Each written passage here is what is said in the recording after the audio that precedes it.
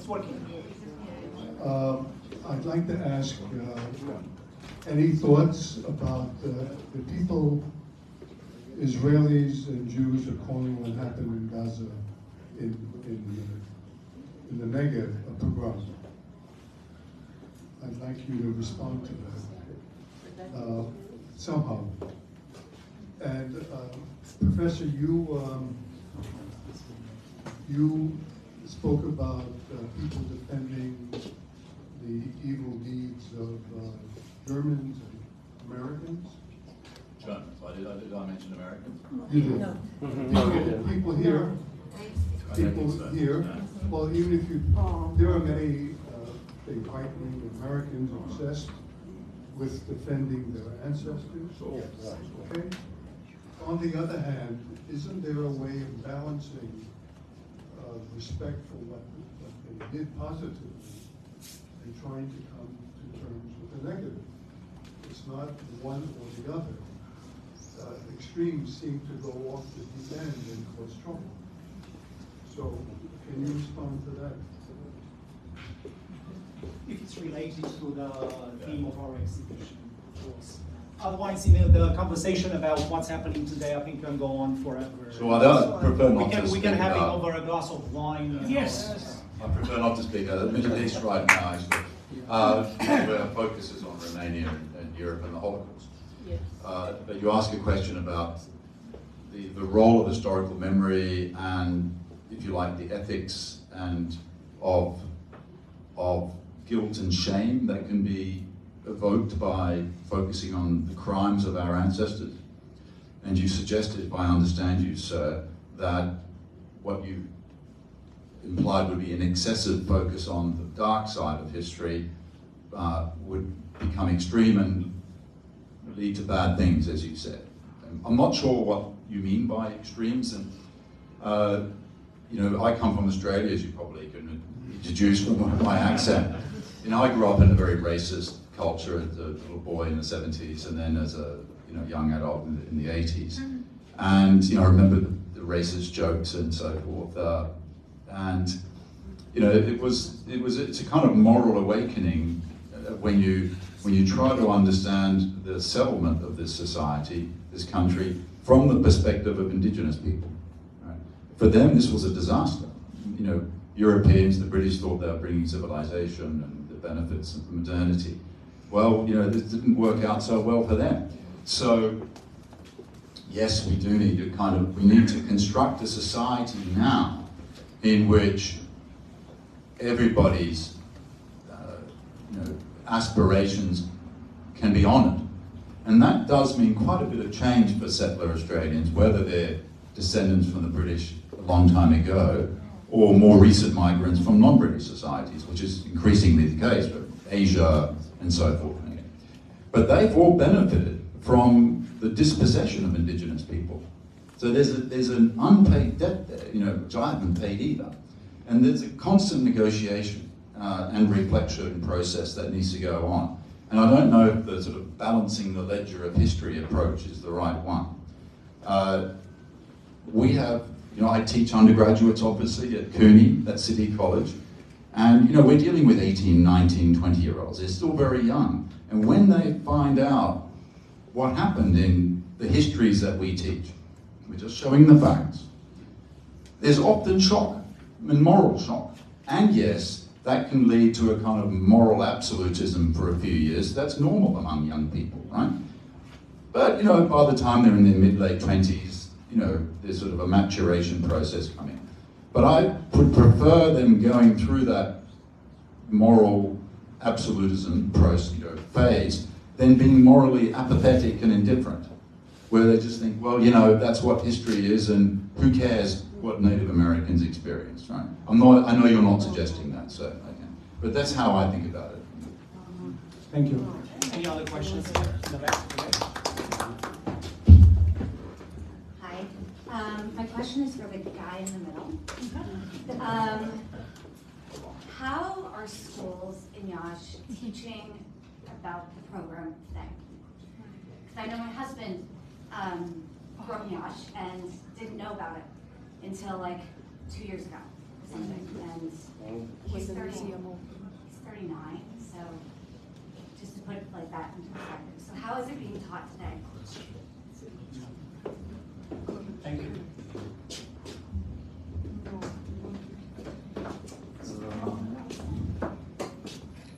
After the admitting of the responsibility for the Holocaust in Romania, there was a recommendation of the committee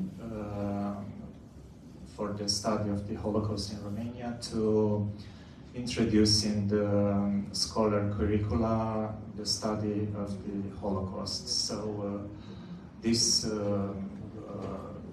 courses were introduced a few years ago in all the Romanian schools.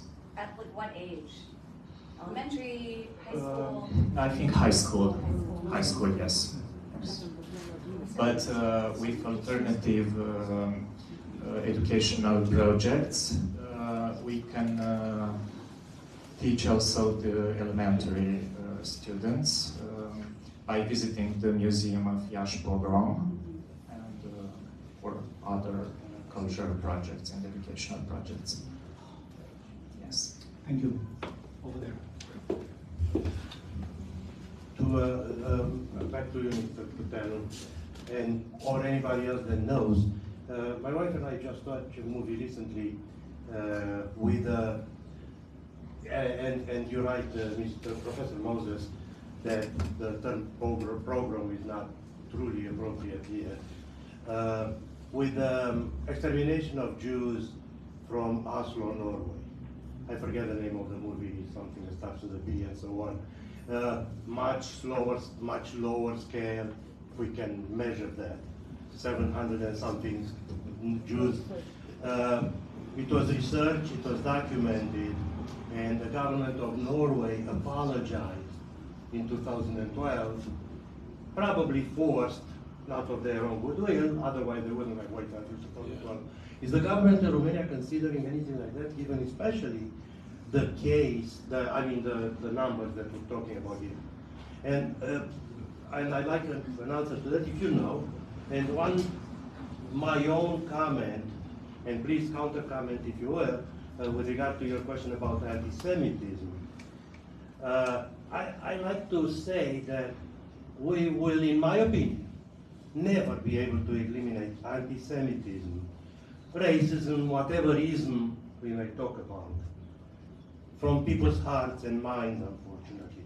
What we need to concentrate is in not allowing events like that to make it systemic, to create that spark, that opportunity, that excuse. Like the pogrom in Iași, right? Like the program in Iași.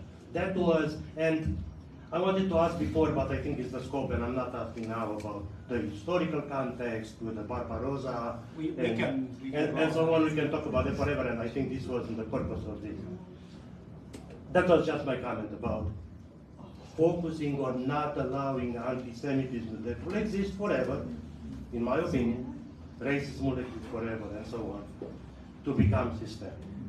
And I still ask if the Romanian government is considering the apology. Thank you.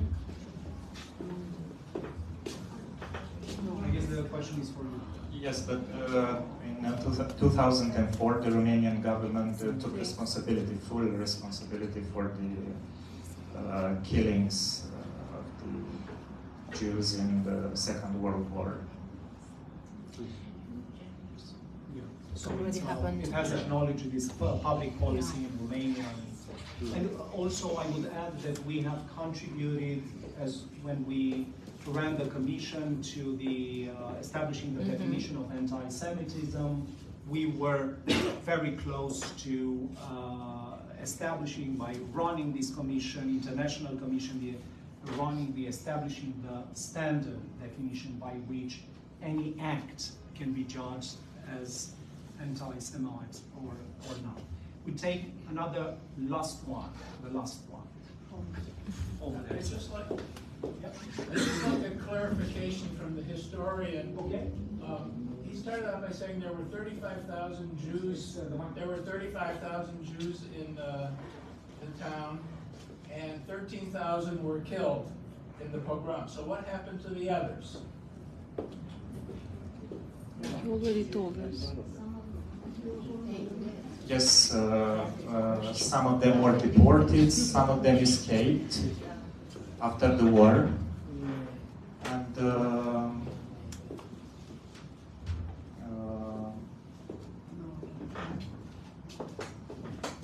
that's it. We know only the numbers, but nobody was interested actually until a few years back what happened to the other Jews that escaped. Until recent years we learned about the survivors and about the other destinies. And we will end with another reading, a rather reading as an invitation to autographs, to signing the books. If you have bought the book, if you have purchased it, Alina Nelega is here and she is very eager to indulge in this. So I will sign my book. of course, not the. So let's hear the last segment of the reading as an invitation to book signing and to a glass of wine at the end, where we can continue the conversation with probably questions that we haven't had the chance to put yet. Take it away. Mr. Lehrer's Sunday by Christian Theodorescu. In his store, Mr. Lehrer, an unmarried man, tells himself he's observing Sabbath his own way, even though he's friends with Rabbi Weissman. He doesn't go to synagogue. But he doesn't open the store either, while other merchants who go to synagogue on the Shabbat first open their store shutters. When one is a grocer, Saturday is a good day, perhaps the best day of the week. And taxes for Jews have gotten so high that the rabbi pretends not to notice this sin. He doesn't make a fuss about him missing service either, although times are tough. First, the legionnaires, now the war and General Antonesco's measures. Who doesn't want any Jews in the army anymore? Not even those who fought in the front lines of the Great War like him. This Saturday, none of the Jews had opened their stores. What's more, he'd gone to synagogue. The rabbi had told everyone to flee wherever they could, one or two at a time, so as not to attract attention. And he told those who couldn't flee to hide. Throughout the neighborhood, painted crosses had begun appearing on Romanians' gates. A group of about 30 people, civilians with bats, 6 gendarmes with rifles, and 2 policemen with pistols held high entered the desolate street. The civilians were breaking store windows with crowbars and axes, and were breaking down doors, opening the way for the gendarmes and the 2 policemen, who dragged Mr. Isidore out of his luxury tailoring store, along with his 3 tailors, Carmel, Paul, and Saul. The civilians started hitting them with crowbars. After knocking them to the ground, some of them even stomped them underfoot. Then they took the mannequins dressed in suits from the store window. The others crossed the street to Miss Judith's lace shop. They dragged Miss Judith out by the hair, and she collapsed on the pavement, face down. One of the gendarmes, a tall man with a mustache, shouted at her, "Stand up!" and then kicked her in the head with his boot so hard that the poor old lady never even got the chance to rise. The civilians began to shout, "Come out! Willingly, you kike!" while they were breaking windows and forcing the store shutters open. The highest-ranking petty officer, Mr. Lehr, recognized him as Sergeant Sandu, shouted as well, "Whomever doesn't immediately step out will suffer the consequences." Mr. and Mrs. Goodman, the pharmacists, stepped out onto the street. The civilians had them kneel, and they broke their window too, and entered the pharmacy, and one of them left while carrying the cash register. Across the street, the Goldberg brothers stepped out of their toy store, holding their hands up. They yelled that they would go willingly to the police headquarters. A woman broke their window with a wooden stirring paddle and picked 2 dolls from among the shards. The mustachioed Jarmen broke the toy train in the window with the butt of his rifle, then turned around and shot Mr. Benjamin Goldberg, the older brother, at point-blank range. Sergeant Sandu shot the other brother in the forehead with his pistol. George Yashadin, the reporter from the Moldova newspaper, took photos with a Leica camera.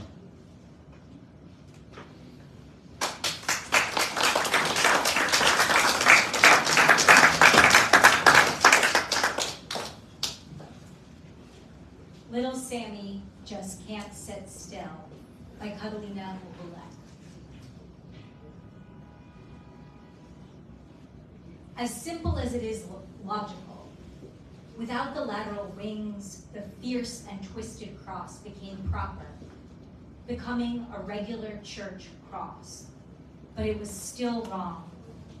What would the symbol of Christianity be doing on a Jew's house amid a nationwide anti-Semitic hysteria? Wouldn't they have said he was mocking on Antonescu, Mussolini, and Hitler alike? They would have, except that, looked at from a certain point of view, the cross could be considered.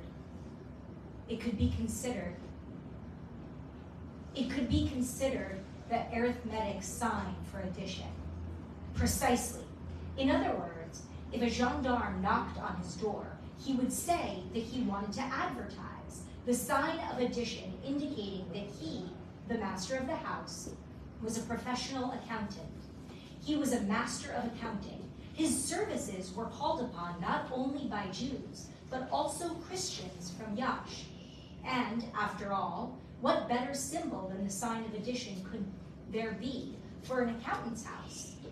If the gendarme proved to be a reasonable person, he would get a verbal warning.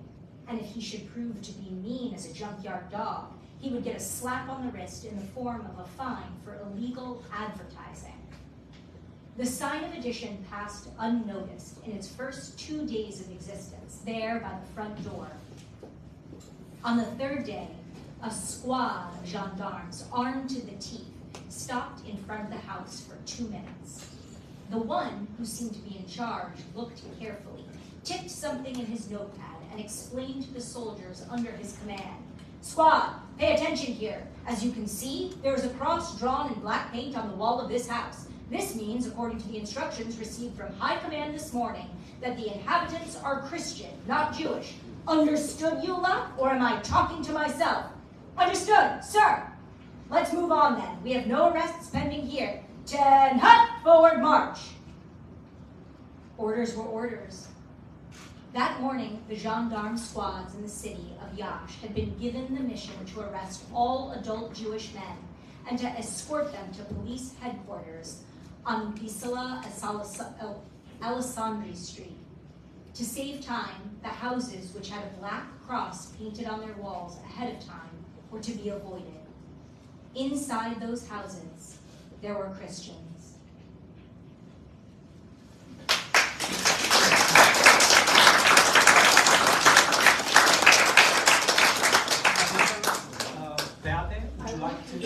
I wanted for Moshe to answer the question that the gentleman had. Yes. And come on to the others.